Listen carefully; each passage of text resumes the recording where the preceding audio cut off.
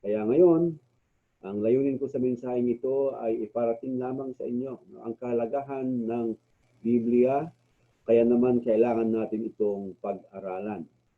At meron akong 10 na mga katotohanan sa inyo ilalahad at sa pamagitan po ng mga katotohanan ito, tiyak ko makukumbinsi kayo na mahalagang mahalaga ang Biblia at kailangan natin itong pag-aralan.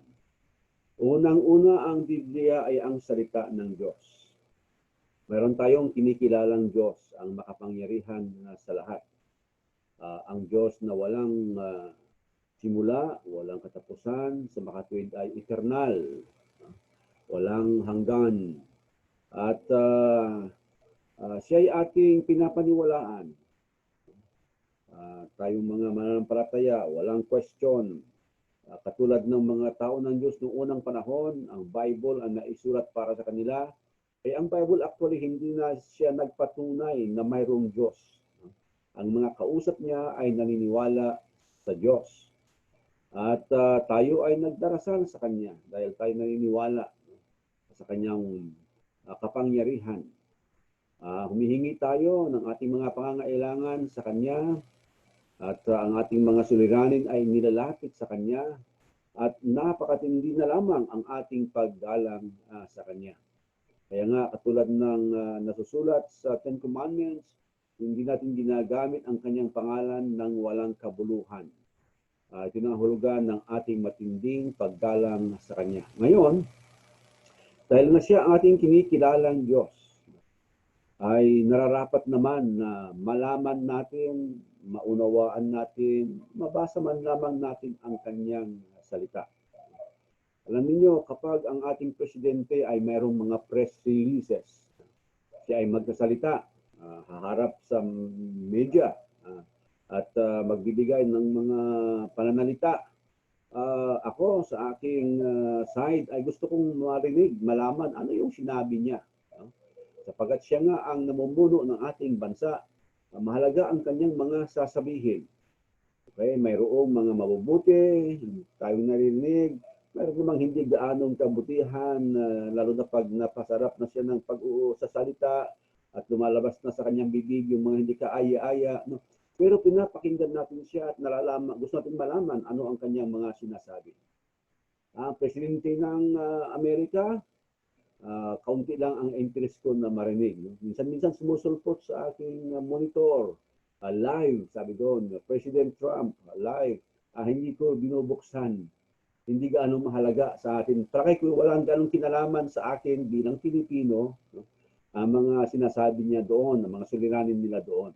Ang point is, ang mahalagang tao sa buhay natin bilang mga Pilipino tulad ng ating presidente, nararapat na lamang nating mapakinggan ang kanyang mga sasabihin. Gaano pa kaya ang ating Diyos? Na siya na ang ating buhay. Kinikilala na rin sa Kanya galing ang lahat. Nararapat lamang na malaman natin ang Kanyang kalooban. At ang kalooban niya, nasaan? Nasa Biblia nakasulat. Kaya sabi niya Apostol Pablo, Roma Kapitulo 10, versikulo 17, kaya nga ang paniniwalay nanggagaling sa pakikinig at ang pakikinig ay sa pamamagitan ng salita ni Kristo. Nasa Bible. Okay. So, ito ang unang-unang dahilan kung bakit napakahalaga sa atin na mga Kristiyano ang Biblia. At ating mauunawaan itong Bible na ito kapag tayo ay nag-aaral, nagba-Bible study, tulad ng ating ginagawa ngayon. Pangalawa, ang Biblia ay may tuturing natin na pagkaing espiritual natin ng mga Kristiyano. Ang tao ay hindi mabubuhay kapag walang pagkain. Alam na natin yan. Kaya ang dahilan bakit tayo nagtatrabaho, trabaho ng trabaho, para mayroong pera, pambili ng pagkain.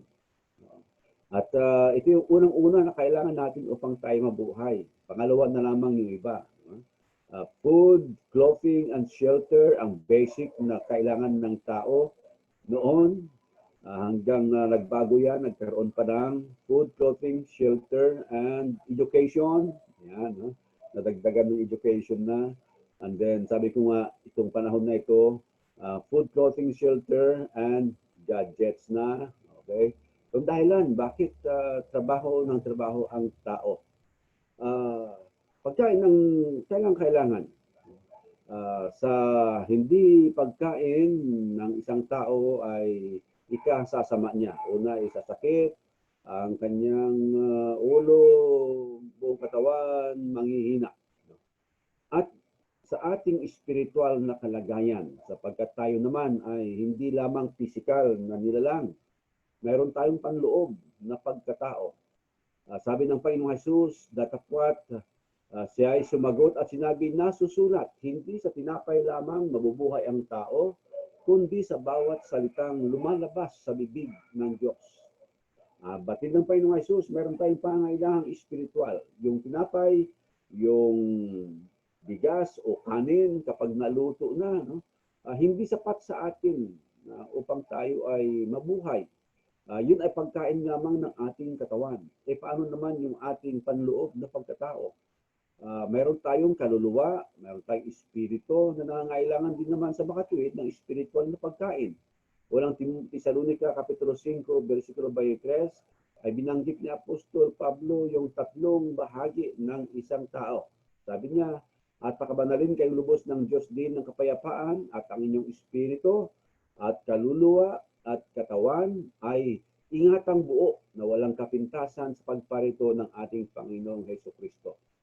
Yung ating katawan nabubuhay dahil sa pagkaing material.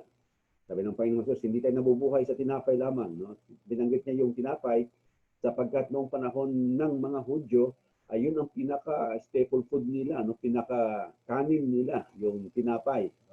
Hanggang ngayon yata, no? Kasi wala naman silang katulad sa atin na palayan, pangagalingan ng kanilang bigas o kanin. So tinapay yung kanila mula sa barley at ano pang mga wheat na mayroon doon. Plus yung ulam nila, yun ang kanilang sustenance sa araw-araw. Kailangan sabi ng Panginoon, hindi sapat yung tinapay na mabuhay tayo. Kailangan din natin ang salita ng Diyos na lumalabas sa kanyang bibig. At kung ganoon, ang Biblia ang ating pinakapagkaing espiritual.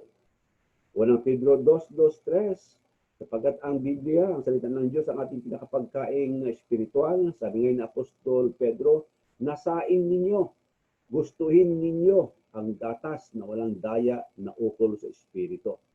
Ngayon naman ay nilarawan ni Apostol Pedro na gatas. Kung sa pananalita ng Panginoong Jesus ay tinapay, ang ginamit niya na term patungkol sa kabubuhay ng tao, no? At yung salita ng Diyos, pangailangan ng taong espiritual, sabi ngayon ni Pedro ay nasain yung gatas. Gatas ay tumutukoy sa salita ng Diyos na bahagi nitong madaling unawain. Subalit doon sa mga mahirap na unawain ay banggit naman dito ay matigas na pagkain. Pero ito spiritual na pagkain na kinakailangang gustuhin, nasain ng mga Kristiyano. Kailangan natin ang Biblia, mga kapatid, bilang pang-balance diet natin, no? Sa ating kalusugang spiritual. Kung kanina ay kailangan nating spiritual para tayo mabuhay spiritually, itong pangatlo ay pang-balanse, no? Para maging malusog tayo. Iba kasi yung kumakain lang, okay? At mabubuhay siya, maaaring hindi siya malusog kasi hindi balanse yung kanyang kinakain. Now, ang mga nutritionist, ito yung mga nag-aaral patungkol sa pagkain ng tao. Gusto nila yung pagkain natin ay balanse. Nakalimutan ko na yung mga uri ng pagkain. Mayroong pagkain siya sa pang-go, pang-glow, pang-grow, pang-glow. Tatlo yun, para go, to energy, mga carbohydrates. No? Pang-grow, pampalaki, pampatangkad, at mayroon yung isa pampaganda, glowing, pang-glow. Ayan, no? Maging balanse ang pagkain natin. Now, sa kalusugang spiritual ay kinakailangan din natin ng salita ng Diyos para maging balanse po tayo. Pag kumakain tayo ng tama ng salita ng Diyos, ay nagiging malusog tayo spiritually at tayo ay lumalago. Hebreo Kapitulo 5, versikulo 12. Sinasabi ng sumulat ng Hebreo na dahil sa panahon na lumipas na, dumaan na, ang mga Kristiyano ay nararapat ng maging mga guro. Sa makatwid ay nag-mature na. Nag-mature na dahil sa pagkain mabuti sa salita ng Diyos. Binabalansin niya ang kanyang buhay espiritual, kaya siya nagiging guro. Sa pagbabalansi sa ating buhay espiritual ay binanggit na Apostol Pablo sa unang Timoteo 4:16 ang dalawang bahagi ng buhay natin na kinakailangan i-balansin natin. Sabi niya, mag-ingat ka sa iyong sarili at sa iyong turo. So yung ating sarili, ito yung buhay natin bilang mga Kristiyano at yung katuruan ang galing sa Diyos. Binabalansin natin ito. Pag ito lamang ang ating iingatan, halimbawa ang ating sarili, paano na yung turo ng Diyos? Kapag turo ng Diyos naman ang ating iingatan lamang, paano naman yung ating sarili? Matulad tayo kay Apostol Pablo na sinasabi niyang, sarili ko ang aking pinipigilan. Baka ako ay sa aking pagkatapos ng mangaral ay ako naman ang hindi maligtas. So, kinakailangan balansi itong ating buhay Kristiyano at ito ay nagagawa natin pamamagitan ng pag-aaral natin ng Biblia. Ang Biblia ang sasagot sa mga maling turo. Ngayon, nagliparan na ang maraming mga maling turo. Buksan mo lamang ang iyong YouTube, nandiyan na, marami na ang mga katuruan. At ang mga taong hindi po biyasa sa aral ng Diyos, madaling mailigaw. Kaya hindi na po nakakapagtaka, no? Sa mga messenger, sa mga private messages ng ating mga kapatiran, minsan ay pino-forward sa atin mga maling katuruan, no? Nasagap nila sa internet o mayroong nagpasa sa kanila, nakakilala nila mula sa denominasyon, ipinasa naman sa mga kapatiran, not knowing na mga mali pala ang mga katuruan na yon. Oo. Kaya naman tayo ay nauobligan na magpaliwanag sa ating mga pangangaral sa mga midweek services, Sunday services at kahit na sa internet na pinapaliwanag natin ang mga maling turo na yon. Meron na kasi noon pa sinabi si Apostol Pablo unang Timoteo 4:1 at 2 na sabi niya may mga tatalikod sa pananampalataya. Kung tatalikod, ibig sabihin kasamahan nila Apostol Pablo. No? Kasamahan ng mga Kristiyano noong panahon na yon. Kaya sila ay aalis, tatalikod. Babalik sa kanilang pinanggalingan na mali o kaya ay maling buhay bago naging Kristiyano. Yan. Doon nga sa Gawa Kapitulo 20 nang tinawag ni Pablo, yung mga elders mula sa Ephesus, pinapunta niya sila doon sa Mileto at kinausap sila. Nagbigay siya ng babala, ng warning sa kanila. Sa verse 28, di nga ba? Sabi niya, bilang mga obispo, ingatan ninyo ang kawan. Sabi ni Apostol Pablo sa kanila. Verse 29, bakit? Aking talastas, sabi niya, no? Na pag-alis ko ay magsisipasok sa inyo ang mga ganid na lubo na hindi magpapatawad sa kawan. Kaya niya, no? Pag-alis sa Apostol Pablo, papasok naman yung mga ganid na lubo. So, kaya sabi niya na nag-aanyong mga tupa, pero sa kaloob-looban nila ay mga lubo at kanilang sasaktan, hindi nila patatawarin yung kawan, guguluhin nila, tuturuan nila ng mga mali, at ang layunin nila ay magiba, magkawatak-watak ang kawan o ang iglesia ng Panginoon doon sa Ephesus. Mismo ang Panginoong Jesus ay nagsabi na mayroong mga bulaang guro. O sa ating panahon, marami yan. Bulaang apostol, bulaang mga anghel, bulaang mga ngaral, bulaang mga tagapagbasa ng Biblia, bulaang mga anak ng Diyos. Oo. Kasi noon pa man ay sinabi na ng Panginoon na mayroon. Ngayon, ang tanong ay paano natin sila sasagutin sa kanilang mga maling katuruan? Ang Biblia lamang ang makakasagot sa kanila sa mga maling katuruan nila. Kaya sa aking portion o segment sa The Lighthouse, kaninang umaga, ako every other Thursday na nagsasalita live sa Radio MXLR, no? ay aking pinag-aaralan doon ang mga katuruan ng iba't ibang religious groups. Tapos inihahambing natin sa katuruan ng Bible. Kasi itong katuruan ng Bible lamang ang magpapasubali sa mga maling aral. Okay? At kung hindi natin mapag-aralan ang Biblia, hindi natin mamamalayan, mali na pala ang ating naririnig. Mali na pala yung ating i-share sa Facebook o sa Messenger. At magtataka na lamang yung mga kapatiran, saan natin nasagap yung aral na yun? Yun lang. Galing lang pala sa mga forward na yan. Share na yan. 2 Timothy 3:16-17. Lahat ng kasulatan ay kinasihan ng Diyos at may kapakinabangan sa pagtuturo, sa pagsaway, sa pagsansala, sa pag-akay sa katuwiran. Okay? Ang kasulatan ang pinakailangan natin upang makapagturo tayo, sumaway, at ito ay magturo, magtuwid, at umakay. Sabi nga ng Panginoong Jesus, Matthew Kapitulo 22, versikulo 29, nung tanong ng mga Sadusyo, sino ba ang magiging asawa nung babae na nakapag-asawa ng 7 beses dito sa lupa? Doon sa kabila, sino ang magiging asawa niya? Sabi nila. No? Ang sagot ng Panginoon sa kanila ay, nagkakamali kayo kasi hindi niyo alam ang kasulatan. Okay? Magkakamali ang mga tao, magkakamali tayo, hindi natin mamamalayan na mali yung aral kapag hindi natin alam ang Biblia. Kaya napakahalaga ang Biblia, mga kapatid. Number 5, ang Biblia ay ang may maraming turo. Napakaraming turo nito na hindi pa natin nalalaman. Sabi ng missionary na nag-mission na siya ng mahaba-habang panahon na, para mas mahaba pa noong panahon na itinira niya sa Pilipinas, kaysa doon sa edad ko nung magkita kami. Sabi niya, napakarami pang hindi ko nauunawaan sa Biblia.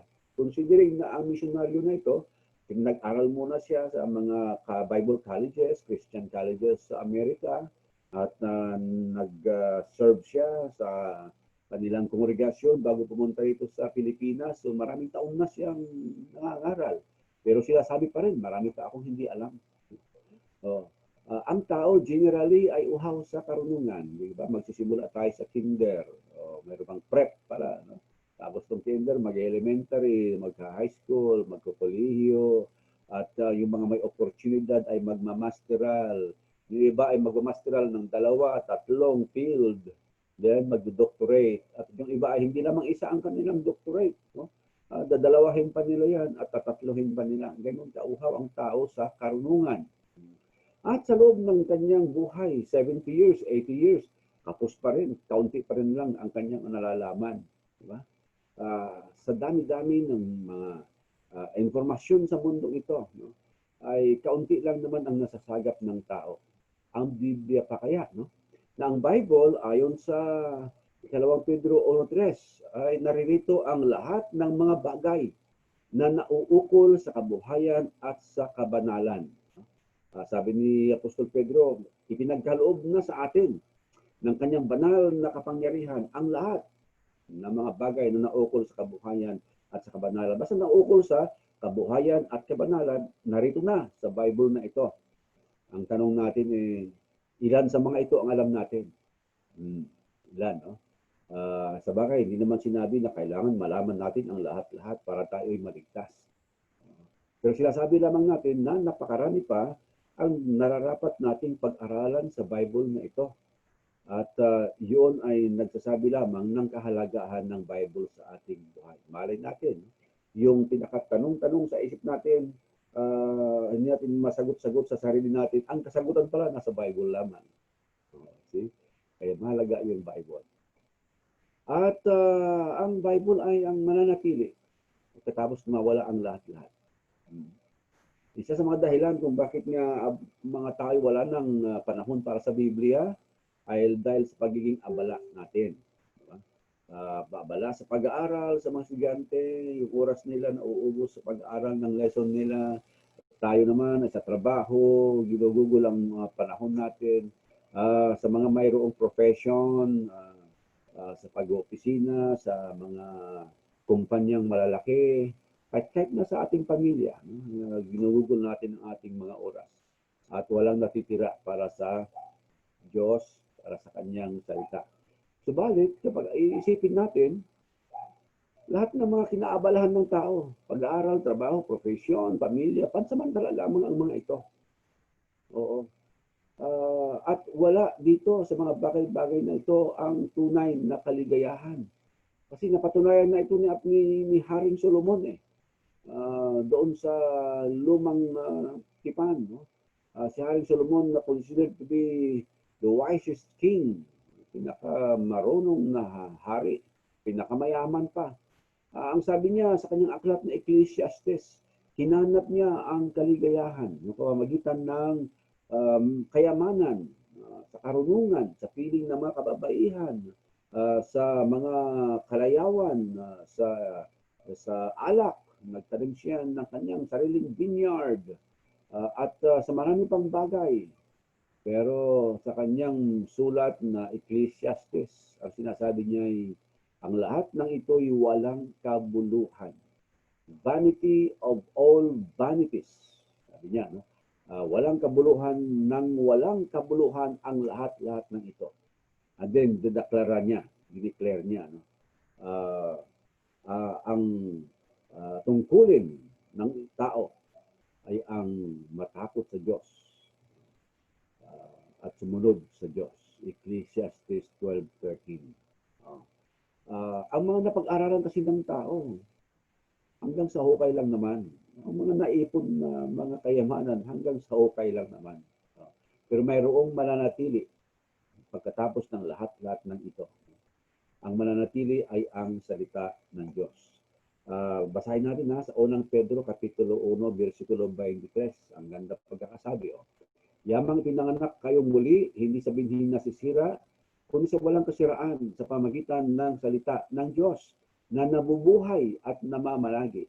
Sapagkat ang lahat ng laman ay gaya ng damo at ang lahat ng kanyang karangalan ay gaya ng bulaklak ng damo. Ang damo'y natutuyo at ang bulaklak ay nalalanta, tatapwat ang salita ng Panginoon ay namamalagi magpakailanman. At ito ang salita ng mabubuting balita na ipinangaral sa inyo. Ito ang mananatili, mga kapatid at mga kaibigan. Hindi ang mga material na bagay, mapansamantala lamang ang mga iyon. Isa pa, itong salita ng Diyos, ang Biblia ang hahatol sa atin. Kaya napakahalaga nito. No? Meron na ba kayong karanasan na kayo ay naparusahan, nagdusa kaya ng dahil sa isang bagay na wala naman kayong kinalaman doon? O alam mo, lalipat ka sa isang bahay. Yung bahay, nawalan ng kuryente, nawalan ng tubig. Bakit? Yung dating nakatira, hindi nagbayad, kaya pinutulan. No? Wala ka namang kasalanan doon Hindi mo alam ano yun Di ba? Pero dahil sa hindi ginawa ng mga tao dapat nilang gawin, ikaw yung nagsasuffer. O kaya ay mayroong isang taong galit sa iyo. Hindi mo naman alam bakit siya galit sa iyo. Parang unfair, sabi natin. At ganoon ang mangyayari kapag ang tao ay hindi alam ang Biblia. Ang Biblia palang hahatol sa kanya, tapos hindi niya alam ano ang nilalaman ng Bible. Mahirap na kalagayan yon. John 12:48, ang nagtatakwil sa akin, sabi ng Panginoong Hesus, ay mayroong isang hahatol sa kanya. Ang salitang aking sinalita ay siyang sa kanya ay hahatol sa huling araw. Mabuti na yung malaman natin, yung aklat na hahatol sa atin, at nang maalam natin anong ating gagawin at ano ang ating iiwasan. Di ba? Hindi tayo masorpresa. Hindi kasi pwedeng mga tuwiran doon sa harapan ng taga-hukom, taga-hatol. Hindi ko po alam yan. Hindi po. Sa batas ng ating lupa. Batas ng lupa, hindi po pwede yun. May mga tuwiran ka sa harapan ng judge na hindi mo alam yung batas. Ako, sabi nga nila, ignorance excuses no one. So, napakalaga talaga ang Bible, pag-aralan natin at malaman natin sa ano tayo hahatulan sa takdang panahon. Ang sabi natin, mayroon namang mga mangangaral. Bakit hindi natin narinig yung aral? Biro namin ng mga mangangaral. Siguro naituro ko yun noong absent ka. O kaya naituro namin yung isang bagay noong late ka. Hindi mo narinig. Pero hindi naman tayo magdidepende sa mga mangangaral. Bawat isa, no? Mayroong responsibility na alamin ang salita ng Diyos. You shall know the truth, Sabi nga ng Panginoong Jesus, and the truth will set you free. Search the scriptures, for in them you think you have an eternal life. Study to make, sabi ni Apostol Pablo, study, pag-aralan ang salita ng Diyos. Ang Biblia ay ang kailangan upang maturuan ang mga nawala. Isang malaking responsibility sa atin ang mga naliligaw. Kasi yun ang pinaka-mission ng ating Panginoong Jesus. The Son of Man came to seek and to save that which was lost. Luke chapter 19, verse 10. At ngayon, sabi ni Pablo sa mga Kristiyano, katulad ni Timoteo, 2 Timoteo 4:2, ipangaral mo ang salita. Preach the word. Magsikap ka sa kapanahunan at sa di kapanahunan, sumawata ka, sumaway ka, mangaral ka na may buong pagpapainuod at pagtuturo. Well, una, mahalaga na sa mga mangaral, yung salita ang ituro, hindi yung kung ano-anong mga psychology, kung ano-anong mga drama o istorya ang mga ipinapangaral. Maraming ganyan sa telebisyon, sa YouTube ngayon. Ang mga tinuturo nila, sariling kaalaman, sariling mga katuruan. Ang sinasabi ni Pablo, preach the word. What is the word? John chapter 17, verse 17, thy word is truth. Ang salita ng Diyos. Ito ang ating ipapangaral. Ito ang kailangan ng mga naliligaw. Kaya lamang mga kapatid, hindi natin maituro ito kung hindi natin napag-aralan. Kaya isa sa mga dahilan bakit tayo nag-aaral ay upang, hindi lang upang maunawaan, kundi upang maipangaral din natin, maibahagi din naman natin sa iba. Hindi pang sarili lamang. Hindi lamang sa ating sariling kaalaman. Matagdagan ang ating kaalaman, ang dahilan ng ating pag-aaral. Kundi kung alam na natin, maibabahagi naman natin sa iba. Hindi naman tayo ganun tawag natin doon, baka sarili. So, di ba mayroong mga taong ganoon kapag nakakita sila ng isang negosyong maganda, magaling para sa kanila lang yung sekreto yun. Hindi nila ibabahagi sa iba yun. Subalit sa salita ng Diyos, kapag nalaman natin, ibinabahagi natin ang tungkol sa kaligtasan na itinuturo ng Bible. Kaya kailangan ang Bible study. Ang iba ay nagawa nilang magturo. Bakit nila nagawa? Pinaghandaan nila eh. Diba? Nag-aral muna sila eh. Lahat naman dumadaan sa pagiging estudyante. Kahit na sa pagiging mga ngaral ng salita ng Diyos, daan tayo sa pagiging mga estudyante ng salita ng Diyos. So, pagkatapos doon, meron tayong alam, saka natin ibinabahagi. At nagagawa natin yun. Pangalawa sa huli, ang Biblia ay kailangan upang masagot ang napakaraming mga katanungan. Dami mga question marks sa mundo ito. Napakaraming gustong malaman ng mga tao sa larangan ng relihiyon. At unang-unang tatlo na napakalaga na ang mga kasagutan ay nasa Bible, ito yon. Saan nanggaling ang tao? Sa Bible ka maghanap ng sagot. Huwag doon kay Darwin. Kasi palalabasin niya galing tayo sa unggoy. Ayaw natin yun. Diba? Sa Genesis, Kapitulo 1, 2, 3, at sasagutin niya ang tanong kung saan galing ang tao. Ang tao ay nilalang ng Diyos. Mas kapanipaniwala doon, yun, kaysa katuruan ng Darwin na ang tao ay galing lang sa isang unggoy. Sa isang tuldok, actually nagsimula yon. Naging dalawa, complex cell. Tapos dumami ng dumami. Naging parang butiti doon sa sapa. Tapos naging isda siya, parang isda na may buntot, natanggalan ng buntot, umahon. Naging parang reptile, tapos nagkaroon ng 4 na paa. Katagalan yung 2 paa na lamang ang naglalakad. Umakyat sa puno. Umakyat pala sa puno muna bago nagkaroon ng 2 paa na naglalakad. Hindi ka tanggap-tanggap by reason. Okay? Pangalawang tanong, bakit tayo naririto? Bakit tayo narito sa mundong ito? Para ano lang? Magpadami? Para lang kumita? Para ano? Ecclesiastes 12:13. Fear God and keep His commandment, for this is the whole of man. Ito ang kabuuan ng tao, ang matakot sa Diyos at sundin ang kanyang mga kautusan. And then, ang pangatlong tanong na napakalaga, saan paroroon ng tao? Kung tarawin mo sa iba yan na walang alam sa Bible, wala lang. Pag namatay siya, mabubulok siya. Ganun lang. parang dahon. Ng dahon na matutuyo, mahuhulog sa lupa at mabubulok sa lupa. Parang ganun lamang ang tingin nila o ang alam nila patungkol sa paroroonan ng tao. Pero tayo, hindi ganoon. May pangako mula sa ating Panginoong Jesus, I will go and prepare a place for you. Kapag naihanda ko na yung lugar na yon, doon sa bahay ng aking ama na may maraming mga mansyon, ako ay babalik. Susunduin ko kayo. Doon tayo paroroon. Saan makikita ang sagot na yun? Sa Bible lamang, kaya napakalaga.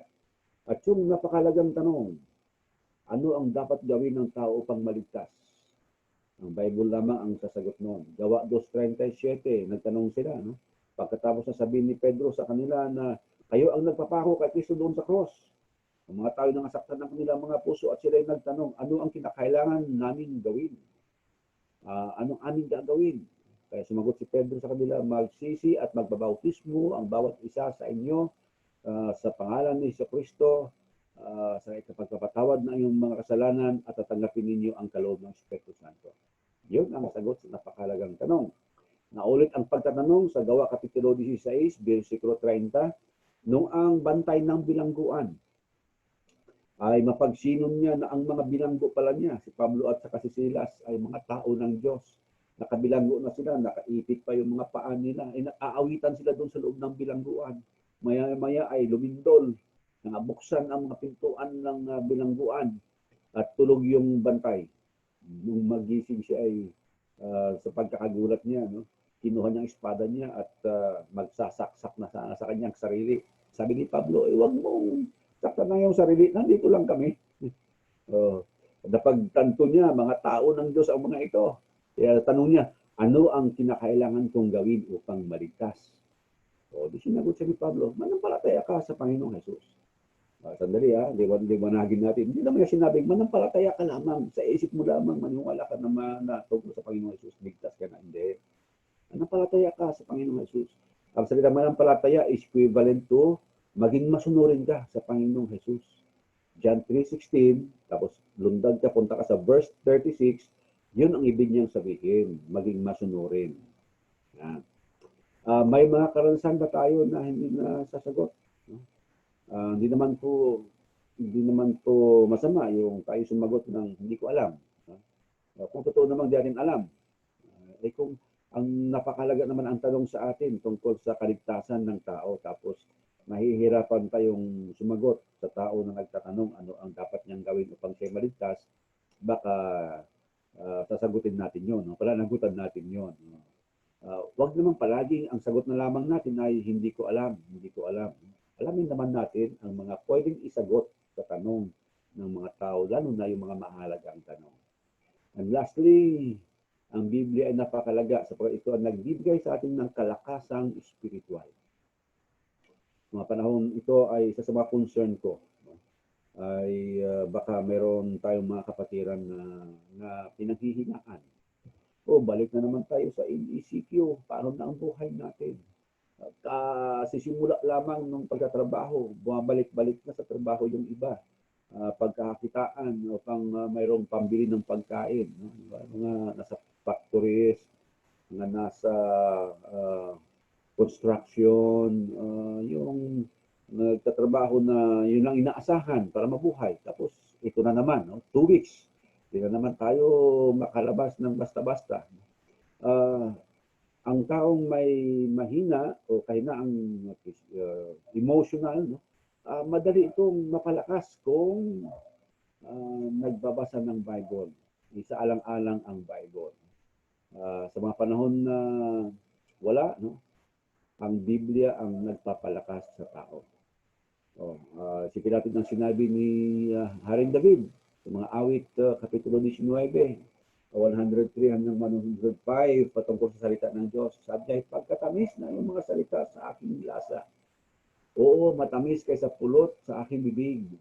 Sa iyong mga tuntunin ay nagkakamit ako ng unawa, kahit aking ipinagtatanim ang bawat lakad na sinungaling. Ang salita mo'y ilawan sa aking mga paa at liwanag sa aking landas.